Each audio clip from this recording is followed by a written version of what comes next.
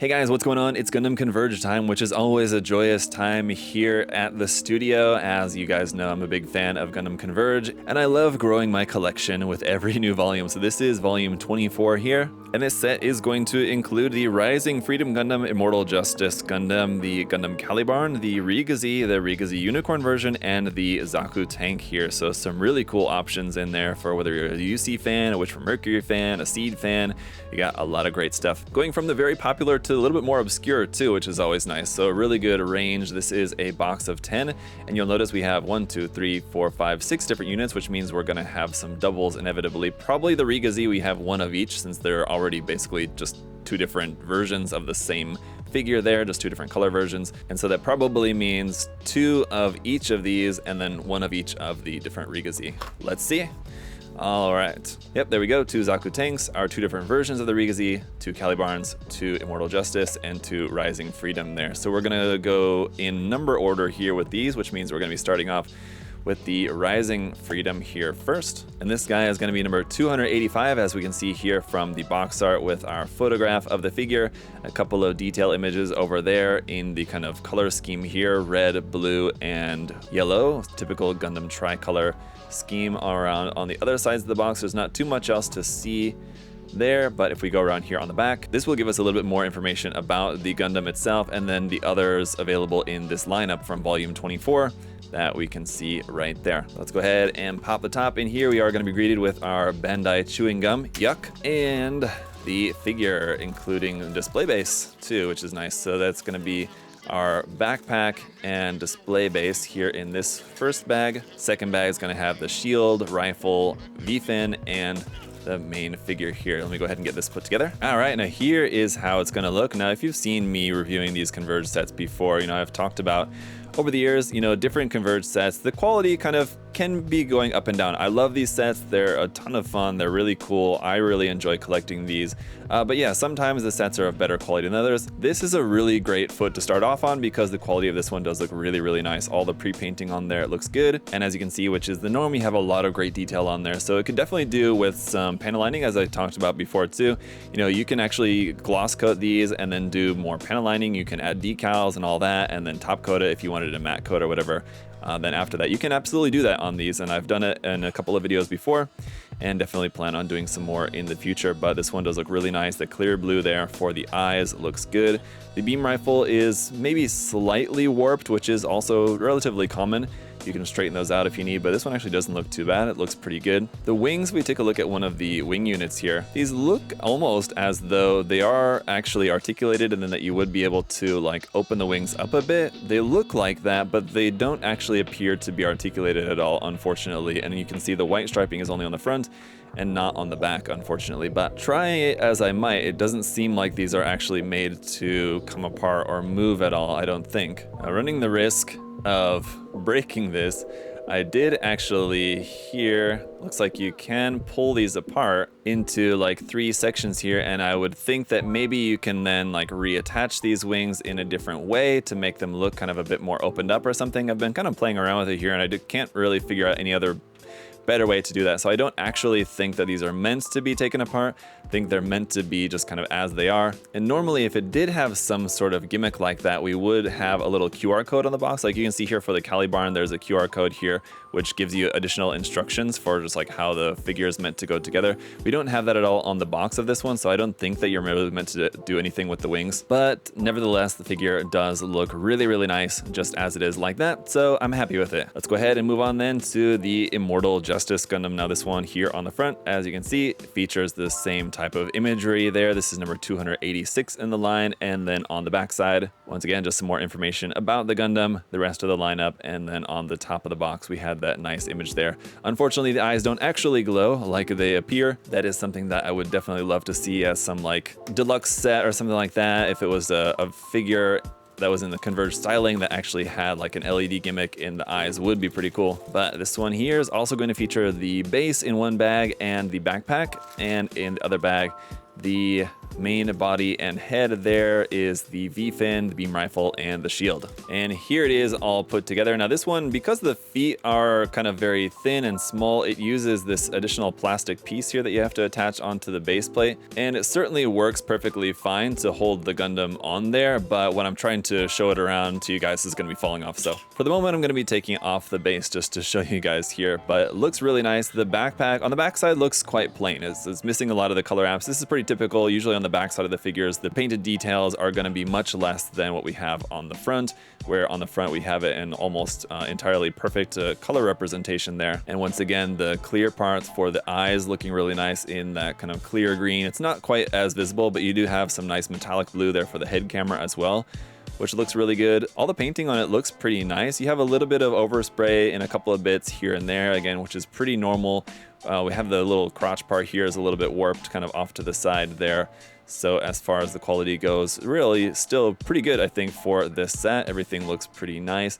I think the Gundam looks really cool in this kind of somewhat SD proportions here of the Converge styling. Looks really, really nice. And of course, the two of these side by side gonna be making for a pretty cool looking set there, I have to say. Really nice. Up next then, let's take a look at the Gundam Calibarn. Now here, like I said, we have a QR code on the top, but that basically just gives you kind of some instructions of how to assemble the Gundam.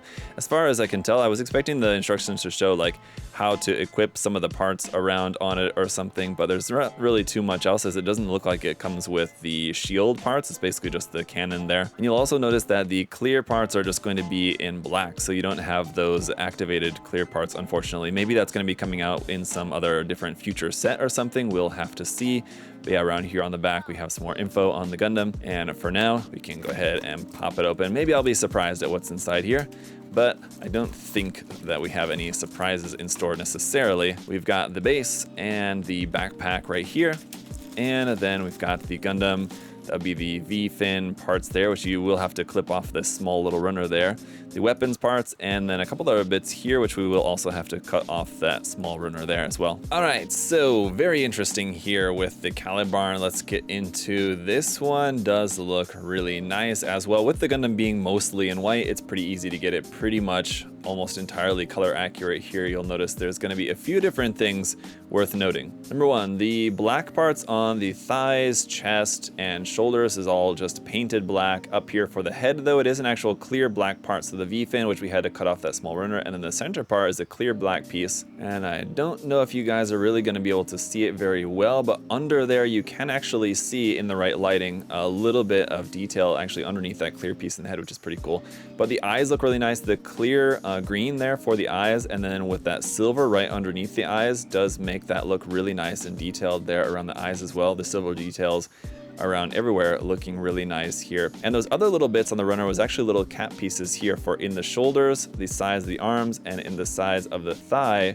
We have little cap pieces that we put in there, and that's normally where those parts of the shield would attach onto the body. So I'm guessing there's going to be some other set. Maybe it's already been announced. Maybe I'm just forgetting about it in the moment. But the shield parts which would attach around on the body are not included, but you can see where the shield parts which would attach around a couple of different spots around on the body, including the back skirt there. The figure is made with those in mind, but we just don't have them included here with this one. So it's nice that we have those cap pieces in there just to fill those holes. And so the figure ends up looking really nice. Also, the weapon doesn't open or anything. This is also just fixed. Those parts are definitely glued in place like that. So this doesn't open up or do anything special at all. I'm guessing, like I said, that there's probably going to be like a Converge EX version of this or something, which maybe has alternate parts for the weapon, and then maybe some alternate clear parts maybe for the body. As well for the head anyway, and then maybe different parts for the body that have the look of those being activated or something like that, maybe, I'm guessing. But anyway, for now, this version does look really nice as well. All right, let's move on to the Rigazi then. This is number 288 and 289. These are going to be, I think, probably exactly the same, just different colors. So we'll take a look at these at the same time here. The unicorn version of the Rigazi and the original version there. Unfortunately, not including that cool backpack that it has. I think with the original version would be in purple, right? And then with the unicorn version, if I remember correctly, it was like a dark bluish color or gray or something like that to kind of match the color scheme of that. But yep, these look to be exactly the same, just in different colors here of the Rigazi. It looks like we probably are going to have a little bit different information here for the two different versions. So you can see There it's all in Japanese anyway, but we do have different info. And the contents packaging also probably going to be the same for these. And let's see, we've got, once again, the base plate and the backpack packaged together in one bag, and in the other bag, the main body, the parts for the V-fin, the rifle, and the shield there. All right, and here they are all put together, both looking really, really cool. Gotta say, the Rigazi looks awesome in these proportions. And of course, the classic color scheme, you know, very nice, very 80s. I do have to say though, the unicorn color scheme though, looking pretty handsome there, that two-tone like blue color on there, and then with the nice yellow accents, and again with the clear parts there for the green eyes. You have the clear parts for the eyes, and then the metallic green painted for the head camera up there on top. Around on the back side, it's missing, so you would have to paint that in yourself, but again, a lot of great details here around on the back. So definitely painting in some of these details, or at least panel lining in some of those details, would look really nice. The backside of the shield featuring some nice details. The rifle and hands being in that nice gunmetal color looks really, really cool there. And then here for the original version, these parts up for the antennas on the top of the head, unfortunately the connections for those being molded on that small little runner there, and you have to cut those off. The gates are right there on the top of the antennas, so they're very visible nub marks on the top of the antennas there, unfortunately, but still looks really nice. Could definitely use some markings on there if you have some decals. Maybe just put a really small little EFSF decal or something there on the side of the shield. Could look pretty cool, but that is it for our two versions of the Rigazi. And that brings us to our final figure for this set, the Zaku tank, a classic one. Really, really very interesting design here for this one, and I don't think we're going to have any type of option parts or anything for this, for the hands or anything like that. But there's our info there on the back. Total thruster output 0, as it doesn't have any thrusters, but it should have just had like max land speed or something like that, I feel like, on there. But anyway, an interesting design to be sure. And inside here looks like we are still going to have a display base with no peg on that, so it's not actually going to peg into this display base, which I'm not a fan of. There's the hands and then the main body here. That's it. And here he is, just put together there pretty simply. Now, yeah, on the note of the display base, why it doesn't include a peg, just because I know, okay, yeah, it doesn't really need help standing up. I would get for the other Gundams just to help them stand up, because the feet are usually kind of pretty small, except in the case of the Rigazi, the feet are actually really quite large there. But if you take a look at some of the other ones, like the Calibar in there, for example, yeah, the feet are really small. They're going to be quite top heavy, so I understand having the peg on there to just help to not fall over.